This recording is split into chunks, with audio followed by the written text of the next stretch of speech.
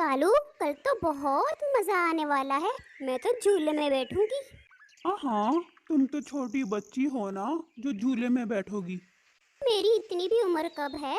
छोटी सी उम्र में तो मेरी शादी हो गई थी तुम्हारे साथ। साथ वाले जंगल में मेला लगा हुआ था और गोरी उस मेले में जाने के लिए बहुत खुश थी। कालू जी, बहुत इंतजार था मुझे इस मेले का। अच्छा, कबूतर भैया जा रहे हैं क्या? हाँ, मिला तो था मुझे कबूतर, लेकिन पता नहीं वो जाएगा या नहीं। कह तो रहा था मैं जाऊंगा। बाकी तो कल मेले में जाकर पता चलेगा कौन कौन सा पक्षी आया है। कालू जी, कोई जाए ना जाए, मेरी सीट तो पक्की है, मैं तो जाऊंगी। अच्छा अच्छा, चली जाना, सुबह तो हो जाने दो। सुबह होगी तो हम जाएंगे ना, अब सो जाओ। कालू, वो क्या है ना, आई एम सो एक्साइटेड। मुझसे तो अपनी ये खुशी संभाली नहीं जा रही। पता नहीं मैं कैसे इंतज़ार करूंगी। ऐसे ही बातें करते करते कालू कौवा और गोरी सो जाते हैं और फिर सुबह हो जाती है। कबूतर भी मेले में जाने की पूरी तैयारी कर चुका था और वो तोते के पास जाता है। यार मिट्ठू, आज तो मेला देखने जाना है ना, तो तुमने ऐसी शक्ल क्यों बना रखी है? जाना नहीं है क्या? कबूतर भैया, मैं ज़रा परेशान हूँ। मेरा घोंसला असल में टूटा हुआ है और मुझे इसकी मरम्मत करनी है। मैं इसको छोड़कर कैसे मेले में चला जाऊँ? मेरे भी घोंसले की मरम्मत होने वाली है, लेकिन मैं फिर भी जा रहा हूँ ना। चलो मेरे साथ, एक दिन से कोई फर्क नहीं पड़ेगा। कालू जी, अभी हमने भी तो जाना है ना, लेकिन पहले दूसरे पक्षियों से पूछ लेते हैं कौन कौन जा रहा है। उनके साथ जाएंगे तो अच्छा होगा ना। हमें ना भोजन की भी कोई फिक्र नहीं होगी। उन्हीं से मांग मांग कर खा लेंगे। वरना आपको पता है ना, अगर हम चले गए और वो ना गए ना, तो फिर देखना कैसे हमें ताने मार मार कर ही मार देंगे ये तो। गोरी, वैसे एक बात कहूँगा तुमसे। मैं बिल्कुल भी ऐसा नहीं था। जब से तुमसे मेरी शादी हुई है ना, तुमने मुझे भी अपने जैसा ही कर लिया है, निकट्टू। अरे बस रहने दो कालू जी।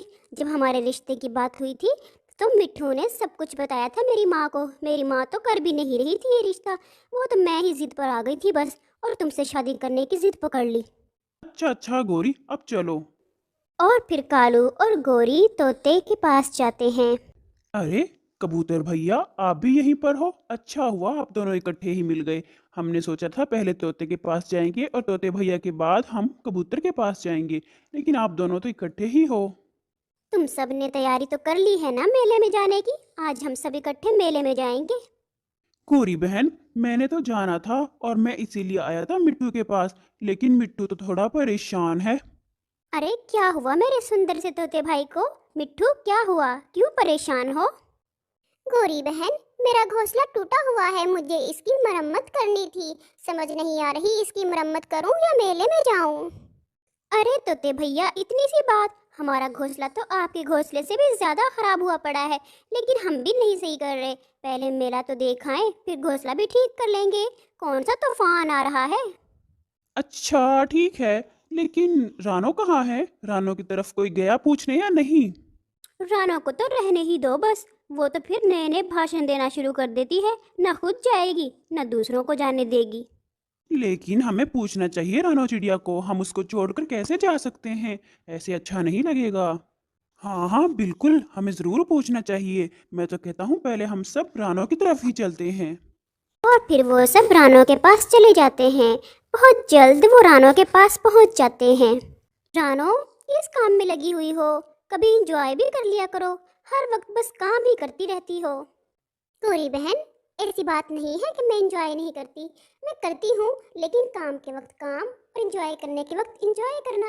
वो क्या है ना, कि मुझे अभी एक मेरे दोस्त ने बताया है जो दूसरे जंगल में रहता है, कि बारिशों का मौसम शुरू होने वाला है। मैं इसलिए अपने घोंसले की मरम्मत कर रही थी। रानो, एक तो तुम्हारी ये बातें नहीं खत्म होती। चलो हमारे साथ मेला देखने। पहले हम मेला देख आते हैं, फिर तुम अपने घोंसले की मरम्मत कर लेना। कौन सी अभी बरसात शुरू हो रही है? लेकिन गोरी बहन, बादलों को देखकर लग रहा है कि आज बारिश हो सकती है। मैं तो आपसे भी यही कहूंगी कि तुम सब भी ना जाओ, बल्कि अपने घोंसलों की मरम्मत कर लो। मैं तो पहले ही कह रही थी कि रानो के पास जाओगे तो वो तो भाषण देना शुरू कर देगी। ना खुद जाएगी, ना दूसरों को जाने देती है। आज ही थोड़ी बरसात हो जाएगी। चलो हमारे साथ नहीं जाना चाहती तो ना जाओ, हम तो जा रहे हैं। और फिर वो सब पक्षी वहाँ से दूसरे जंगल की तरफ चले जाते हैं। रानो अपने घोंसले की मरम्मत का काम शुरू कर देती है और शाम होने तक वो अपना एक लकड़ी का मजबूत और अच्छा घर बना लेती है ताकि बारिशों के असर से महफूज रह सके। अब बारिश अगर हो भी गई तो मुझे कोई चिंता नहीं होगी क्योंकि मैंने अच्छा और मजबूत घर बना लिया है। दूसरी तरफ वो तमाम पक्षी मेले में बहुत इंजॉय कर रहे होते हैं। मुझे लगता है अब हमें वापस जाना चाहिए, शाम होने वाली है। हाँ हाँ बिल्कुल, शाम होने से पहले हमें दूसरे जंगल पहुंचना होगा। और फिर वो तमाम पक्षी अपने जंगल की तरफ वापस आ जाते हैं। वो अभी रास्ते में ही होते हैं कि काले बादल आसमान पर छा जाते हैं। परिंदे जल्दी जल्दी अपने घरों को पहुंचते हैं। अचानक जोर से बादल गरजता है और बारिश शुरू हो जाती है। बारिश इतनी ज़्यादा होती है कि जंगल में हर तरफ पानी ही पानी नजर आने लगता है। तोते का घोंसला तो कुछ ज़्यादा ही कमज़ोर था। वो तो बारिश शुरू होते ही गिर जाता है। फिर तोता कबूतर की तरफ जाता है। कबूतर भैया, मैंने कहा था ना मेरा घोंसला बहुत कमज़ोर है। मैंने बहुत बड़ी गलती की जो तुम्हारी बातों में आकर मेरा देखने चला गया। अब देखो बारिश शुरू हुई है और मेरा घोंसला टूट भी गया है। तोते भैया, मेरा भी तो घोंसला तुम्हारे सामने ही है, टूटा हुआ है। लेकिन कोई बात नहीं, जब तक ये नहीं टूट कर गिरता हम दोनों इसी में बैठ जाते हैं। वैसे भी मेरे घोंसले के ऊपर पत्ते बहुत ज़्यादा हैं, इसलिए पानी का प्रेशर बहुत कम है। आ जाओ, हम मेरे साथ ही बैठ जाओ। जैसे ही तोता कबूतर के घोंसले में बैठता है, कबूतर का घोंसला भी वजन बर्दाश्त नहीं करता और टूट जाता है। तोता नीचे जाकर गिरता है। अरे कबूतर भैया, मेरी टांग गई। इससे बेहतर था कि मैं तुम्हारे साथ ना ही बैठता। कम से कम तुम तो अपने घोंसले में बैठे हुए थे। यहाँ बारिश में मरने से बेहतर है तोते भैया हम ना रानो की तरफ चलते हैं। रानो ने नया घर बनाया है और वो मजबूत भी है, वहाँ पर हम सुरक्षित रहेंगे। नहीं कबूतर भैया, मुझे तो बहुत शर्म आ रही है। रानो चिड़िया ने कितना कहा था कि मेले में ना जाओ, लेकिन हम फिर भी चले गए थे। अब तुम भी चले जाओ, मैं तो नहीं जाऊंगा। नहीं नहीं, अकेला तो मैं भी नहीं जाऊंगा, मेरी तो खुद हिम्मत नहीं हो रही है। चलो ऐसा करते हैं, फिर कौवे के पास चलते हैं, हो सकता है वो हमारी मदद कर दे। और फिर कबूतर और तोता मिलकर कालू कौवे के पास जाते हैं, लेकिन कालू कौवा और गोरी का घोंसला तो उनसे भी पहले टूटा हुआ था और वो दोनों उस टूटे हुए घोंसले में ही बैठे हुए थे।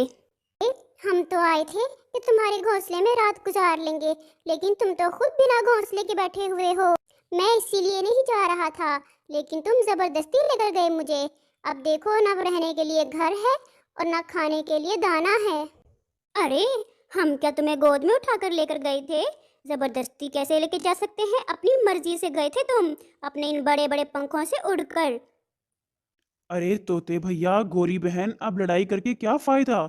अब ये सोचो रात कैसे गुजारें, खाने के लिए खाना कहाँ से लेकर आएं। मैं तो यही कहूँगा, और तो हम कहीं जा नहीं सकते सिवाय रानो के घर के। चलो उसके घर चलते हैं। मैं तो बिल्कुल नहीं जाऊंगी उस नकचड़ी चिड़िया के पास। तो चलो हम चलते हैं। फिर वो तीनों उड़ते हुए रानो के घर के पास पहुंच जाते हैं, लेकिन वो उसके घर के बाहर ही बैठ जाते हैं। आप तीनों अंदर आ जाओ, मैंने आप तीनों को देख लिया है। बाहर बहुत सर्दी है और हवा भी बहुत तेज है। रानो, हमें बहुत शर्मिंदगी है। तुम्हारी बात मान लेते तो हमें इस तरह घर से दरबदर न होना पड़ता। गोरी कहाँ है? गोरी नहीं आई तुम्हारे साथ? रानो बहन, हमने उसे बहुत कहा था, लेकिन वो नहीं मान रही थी तुम्हारे घर आने के लिए।